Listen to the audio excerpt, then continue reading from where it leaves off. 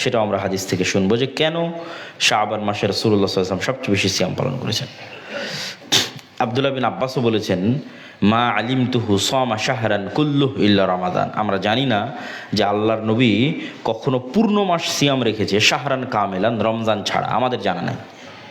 তাহলে রমাজান ছাড়া পুরো মাস সিয়াম পালন না করাও সুন্নাত, বা পুরো মাস সিয়াম পালন করা সুন্নাত বিরোধী।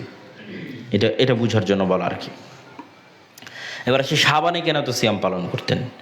উসামা বিন যায়েদ রাদিয়াল্লাহু তাআলা থেকে বর্ণিত, তিনি বলেন রাসূল সাল্লাল্লাহু আলাইহি ওয়াসাল্লামকে জিজ্ঞেস করা হলো, আল্লাহর নবী, লাম আরাকা তাসুমু মিন শাহরিন মিনাশ শুহুর মা তাসুমু মিন শাবান। শাবানে যত সিয়াম রাখেন এত সিয়াম তো আমরা আপনাকে কখনো রাখতে দেখি না, কারণ কি? আল্লাহর নবী বলেন, যাকা শাহরুন, এটি এমন একটি মাস যা রজব এবং রমাজানের মধ্যে অবস্থিত, মানুষ এটি থেকে গাফেল থাকে, অথচ এই মাসেই একটা বড় ঘটনা ঘটে। সেই ঘটনা হচ্ছে ওয়াহুয়া শাহরুন তুরফাউ ফীহিল আমাল ইলা রাব্বিল আলামিন। সারা বছরের বান্দার আমলের হিসাব রব্বুল আলামিনের সামনে পেশ করা হয়। ওয়া হাব্বু আন ইউরফা আমালি ওয়া আনা সায়েম, আর আমি ভালোবাসি আমার আমল এমন সময় রব্বুল আলামিনের নিকট পেশ করা হোক যখন আমি সিয়ামরত আছি।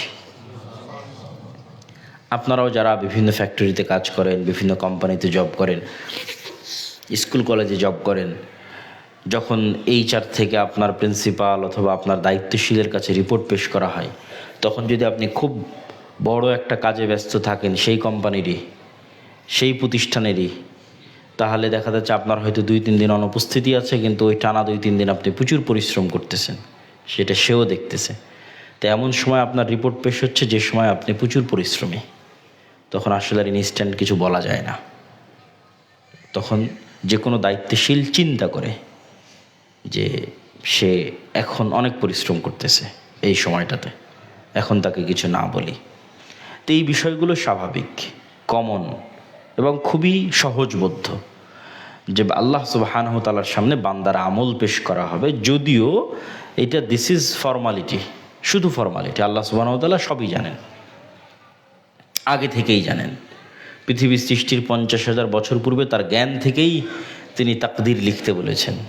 তাহলে তার জ্ঞান সর্বব্যাপী। ওয়াসিআ কুরসিয়্যুহুস সামাওয়াতি ওয়াল আরজ, আসমান জমিন ঘিরে আছে, সব কিছু ঘিরে আছে তার জ্ঞান।